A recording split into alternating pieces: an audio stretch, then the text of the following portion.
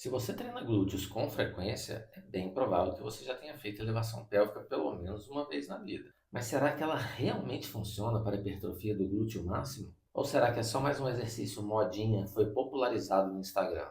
Atualmente, nós temos 3 estudos que analisaram a hipertrofia utilizando a elevação pélvica. E hoje eu vou te mostrar o que cada um deles aponta para a gente. Nós temos estudos que compararam ela com o agachamento, e nós temos um outro estudo que adicionou ela a uma rotina de treino para ver se isso potencializaria o resultado em termos de hipertrofia do glúteo máximo. E tem um quarto estudo que não analisou a hipertrofia, mas sim as forças que agem sobre o exercício. Fez uma análise biomecânica. Então, eu vou te contar mais na frente no vídeo. E eu prometo que eu vou fazer isso de forma bem simples. Muita gente defende a elevação pélvica como o melhor exercício para o glúteo. Mas eu, como treinador, gosto de analisar o que funciona na prática dentro do contexto de um treino bem montado e com embasamento científico.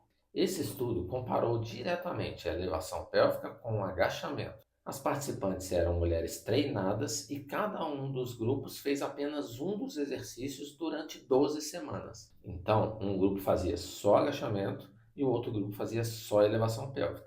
E o que os autores observaram? O grupo do agachamento teve, em média, um aumento de 9% da hipertrofia do glúteo máximo. Já o grupo da elevação pélvica teve aproximadamente 3% de hipertrofia. Ou seja, a elevação pélvica funcionou, porém ela obteve resultados inferiores ao agachamento, segundo os autores. Mas aqui eu preciso fazer uma ressalva, porque nesse estudo eles utilizaram apenas uma amplitude de 45 graus, sendo que a elevação pélvica feita em toda a sua amplitude tem aproximadamente 80 a 90 graus. E eu ainda preciso frisar que o ponto onde o glúteo máximo faz mais força na elevação pélvica é justamente na parte de baixo do movimento, quando a gente vai começar a subir. Então, talvez essa redução na amplitude tenha prejudicado os resultados da elevação pélvica. Se seria suficiente para gerar mais hipertrofia, igualar ou até mesmo superar o resultado do agachamento, eu não tenho como afirmar porque nós não temos dados para isso. Mas provavelmente teria sim tido um resultado melhor se tivesse feito toda a amplitude. Pelo menos é isso que a gente observa no próprio agachamento. No caso do estudo, foi feito com agachamento profundo, porque outro estudo já mostrou para a gente que fazendo agachamento em amplitude parcial, a gente não tem hipertrofia tão significativa do glúteo. O segundo estudo já teve uma característica diferente, mais próxima da realidade, porque quando a gente vai para a academia, a gente não faz um único exercício daquela musculatura. É muito raro que isso aconteça, principalmente se ela for o foco, né, o nosso objetivo principal. Se você quer desenvolver glúteos, dificilmente você vai escolher fazer um único exercício em toda a sua rotina de treino. Nesse estudo, os dois grupos faziam leg press e stiff. Porém, um dos grupos, além desses dois exercícios, ainda adicionou a elevação pélvica. Como esperado, depois de 9 semanas, o grupo que fez, além do stiff e do leg press, fez também elevação pélvica, teve mais hipertrofia do glúteo. Ou seja, adicionar elevação pélvica no seu treino pode sim potencializar os resultados de hipertrofia do glúteo máximo. Muitos críticos desse estudo alegam que a hipertrofia foi potencializada por conta do maior volume de treino, mas esse era justamente o objetivo do estudo: colocar a elevação pélvica como um a mais e ver se ela aumentaria a hipertrofia do glúteo.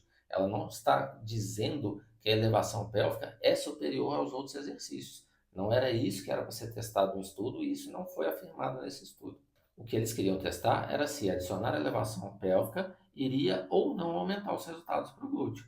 Isso mostra que ela é efetiva, já que aumentou. Esse terceiro estudo também comparou a elevação pélvica com agachamento, porém dessa vez com mulheres iniciantes. Nesse estudo, o volume de treino foi equalizado, ou seja, ambos os grupos fizeram o mesmo volume de treinamento. E eles também treinaram por 9 semanas com a mesma frequência e carga relativa. O resultado? A hipertrofia, tanto do grupo que fez agachamento quanto do grupo que fez elevação pélvica, em relação ao glúteo máximo, foi similar. O agachamento ainda gerou vantagem na hipertrofia do quadríceps e do adutor magno, o que era de se esperar. A elevação pélvica levou uma ligeira vantagem na hipertrofia da parte superior do complexo do glúteo, região onde ficam os feixes superiores do glúteo máximo e também glúteo médio e mínimo. Isso sugere que, para quem está começando, ou seja, mulheres iniciantes, ambos os exercícios funcionam muito bem para a hipertrofia do glúteo máximo.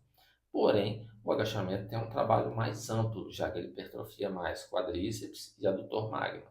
Nesse caso, a elevação pélvica seria muito interessante para quem quer focar única e exclusivamente no glúteo. Talvez também seja interessante para aquelas pessoas que já treinam há mais tempo, têm um bom volume de coxas, mas não têm os glúteos tão desenvolvidos. E aí querem harmonizar isso melhor, ou seja, querem deixar o glúteo mais proporcional às coxas, focando exclusivamente no glúteo. Nós ainda temos o estudo de Brasil e colaboradores, que, como eu falei no início, não analisou a hipertrofia do glúteo. Esse foi um estudo que fez uma análise biomecânica muito completa do exercício de elevação pélvica. Eles utilizaram inclusive 3 plataformas de força. E por que eu trouxe esse estudo? Porque tem pesquisadores no Brasil que ficam alegando que porque a barra fica muito próxima ao quadril, que não teria torque para essa articulação. Mas na verdade ele fez uma análise errada desse exercício, porque a gente não pode analisar um exercício desse tipo pela força de resistência, pela posição que ela se encontra, e sim pelas forças de reação do solo, como foi feita no estudo de Brasil e colaboradores, onde eles fizeram a análise tanto das forças aplicadas nos pés, quanto das forças aplicadas nas costas apoiadas sobre o banco. E eles viram que tem sim um torque muito grande para o quadril nesse exercício. E ao contrário do que muitos pensam também, não tem uma força tão grande assim na coluna. A maior força é aplicada justamente nos pés. Então, essa também é uma visão bem equivocada de alguns profissionais. Então, a partir dessas evidências que nós temos atualmente, será que vale a pena fazer elevação pélvica? Sim, ela funciona muito bem para a hipertrofia do glúteo máximo, mas ela não é um exercício mágico assim como nenhum outro é. Então, se você quer um desenvolvimento máximo e homogêneo do complexo do glúteo para ficar com um bumbum muito bonito, eu te recomendo variar exercícios para o glúteo. Porque o melhor caminho para desenvolver os glúteos como um todo parece ser a combinação de vários exercícios, tanto multiarticulares quanto monoarticulares, ou compostos e isolados, como queira chamá-los. Ou seja, o segredo não está em um exercício específico, mas em como ele se encaixa em toda a sua estrutura de treino. Ficar copiando treinos de internet sem entender isso é pedir para ficar estagnado. Se esse vídeo te ajudou a entender melhor como aplicar a ciência para obter melhores resultados no seu treino de glúteo, deixa seu like e comenta aqui embaixo. Você costuma usar a elevação pélvica no seu treino? Percebeu os resultados? Vamos trocar ideia aqui nos comentários?